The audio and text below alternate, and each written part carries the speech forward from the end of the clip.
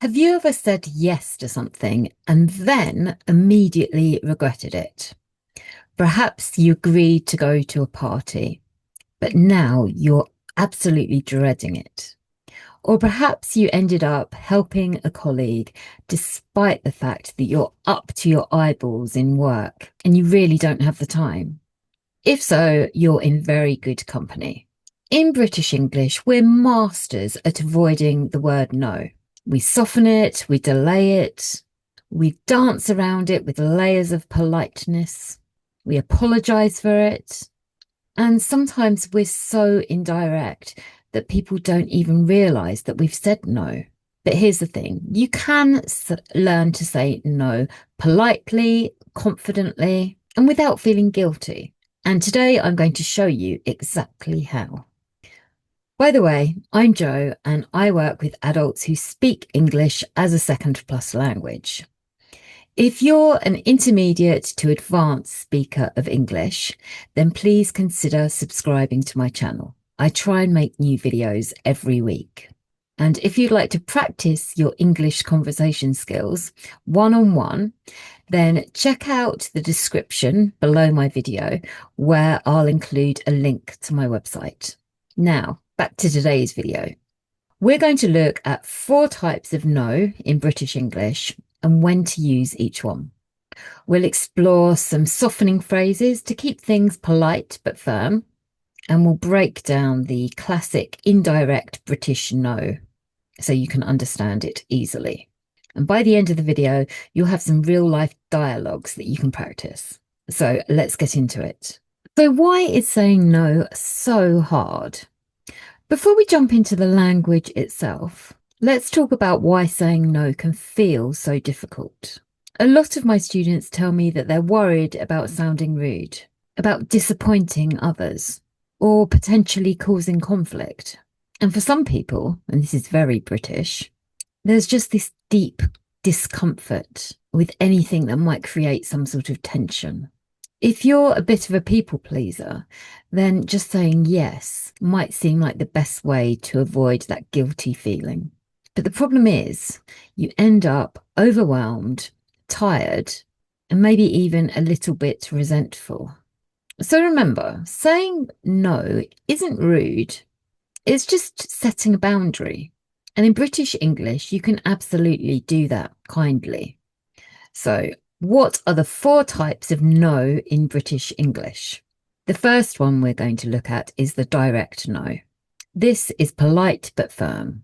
This is a good one for when you want to be clear, short, and professional, and when you want to avoid any sort of confusion. For example, you could say something like, "No, I'm afraid I can't," or "I'm sorry, I won't be able to," or "Unfortunately, I'm not available." Notice even our direct no includes a softener, like "I'm afraid" or "I'm sorry." It's just a natural British habit. These no's are perfect for work situations or scheduling conflicts, or when you just need to be really firm. Moving on, the second kind of no is a much softer no. For example, "Oh, I'd love to, but I'm afraid I can't at the moment." Or "Thanks so much for asking, but unfortunately I'm not free." Or another one might be, "I really appreciate the invite, but I'm afraid I'm going to have to say no today." These are perfect for when you genuinely like the person that you're talking to, but you really can't say yes. A little tip here, by using a smile and a warm tone, you can add to this softening effect. Next up, we have the delayed no. This is perfect for those of you who panic and say yes on the spot. Instead of doing that, you could say something like, "Would you mind if I check my schedule and get back to you?"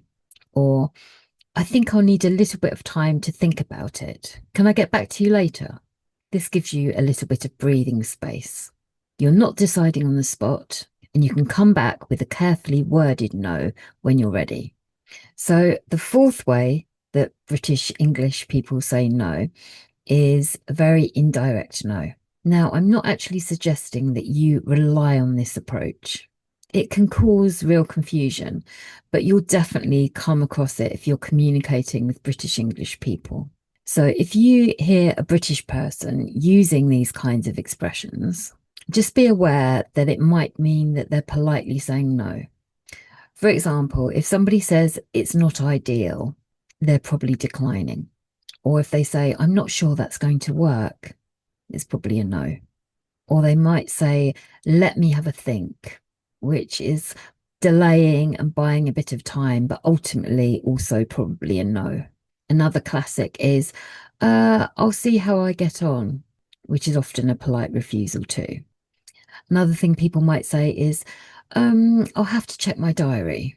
Or let's play it by ear, which is another way of saying let's see. And often, again, means no.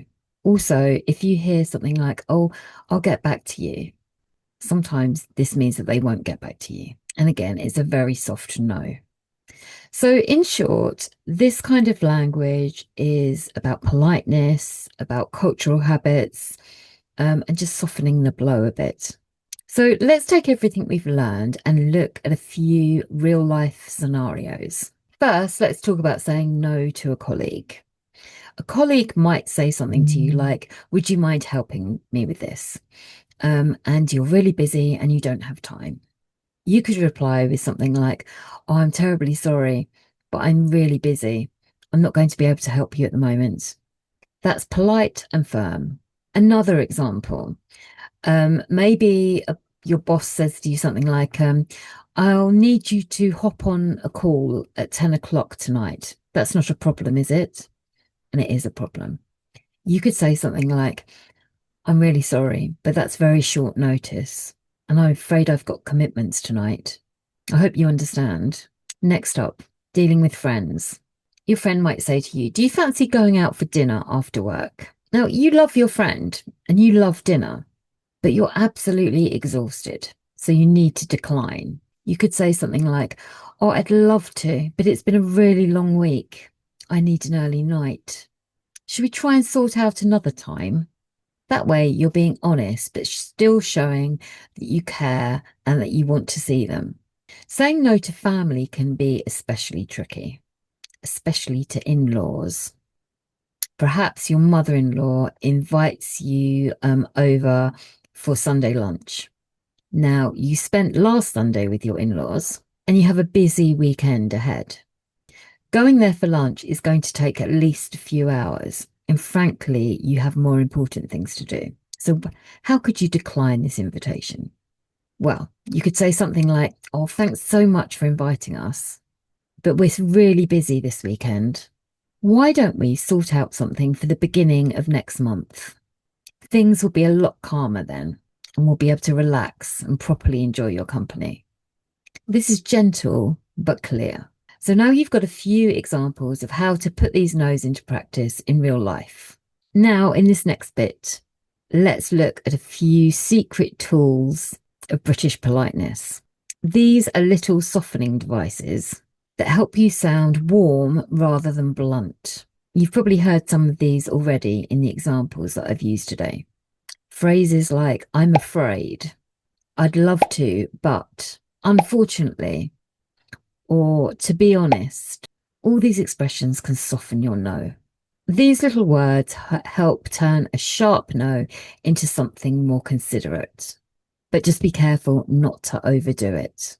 You don't need to say sorry 7 times in one sentence. Although you might hear British people doing just that. A sprinkle of these phrases is just enough to keep your no just polite and clear. So that's everything for today. We've explored why saying no can be tricky. We've looked at different types of no in British English. We've looked at how to soften your language and stay polite. Remember, it's all about feeling confident and setting boundaries in a way that feels comfortable to you. Practice the examples, try out some of the softening phrases, and soon saying no will feel a lot easier. If you found this video useful, then you might enjoy my video on setting boundaries in British English.